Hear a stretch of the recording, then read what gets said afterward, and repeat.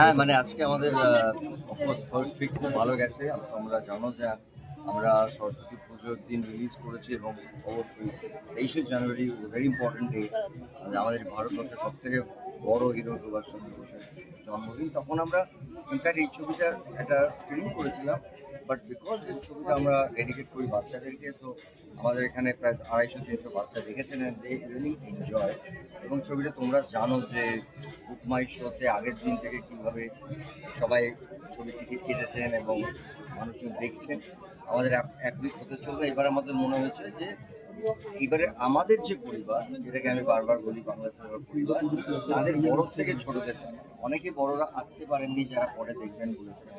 মানে এক্সাম্পল বলছি, মাধুরী aunty shooting আটকে গেছেন, সন্ধ্যা আন্টি আটকে গেছেন, রঞ্জিতার একটা বিয়ে বাড়ি আছে, বাট তারা এসে দেখবেন। এবং আমাদের অনেক সিনিয়র অ্যাক্টররা আজকে এসেছেন, যেটা আমাদের পরিবার, এখানে আমাদের ইন্ডাস্ট্রির অনেক অনেক মানুষজন আজকে এসেছেন। এবং অনেকের যদি আজকে অনেকগুলো কমিটমেন্ট থাকলেও তারা এসে আমাদের সঙ্গে, মানে কাকাবাবু সন্তু যোজনের সঙ্গে দেখা করে গেছে। কারণ কাকাবাবু আমি যেটা বারবার বলি যে সিনেমা একটা ইমোশন, সিনেমা একটা সততা, সেই জায়গা থেকে সবাই আসছে। I am so happy. দাদা, শুভশ্রী কোয়েলদি থেকে শুভশ্রী সকলেই বলছিলেন যে বেঁধে রাখা বোম্বাদে, এবং তাই জন্য এই পদ্মশ্রী আসলে সবার সবার বেঁধে রাখা জায়গা। হ্যাঁ, থেকে বলে আসছি যে এটা তো আমার নয়, মানে এটা একলা মানুষের হতে পারে না। মানে মানে আমার প্রফেশনটাই এমন যে আমাকে প্রত্যেকটা ডিপার্টমেন্ট, এবং সেই ডিপার্টমেন্টগুলো আমি আমি সৌভাগ্যবান যে যাদের সাথে আমি কাজ করেছি তার ছেলেরা এখন কাজ করছে।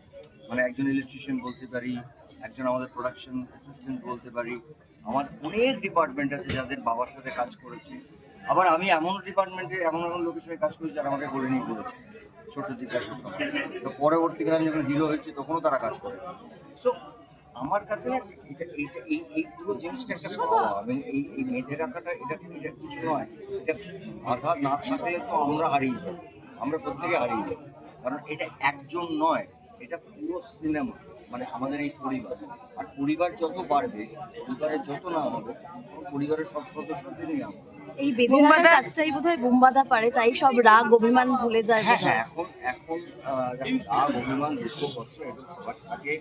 একটা জায়গা থাকতে গেলে প্রত্যেকেরই একটা নিজস্ব ভুল বোঝাবুঝি হয়।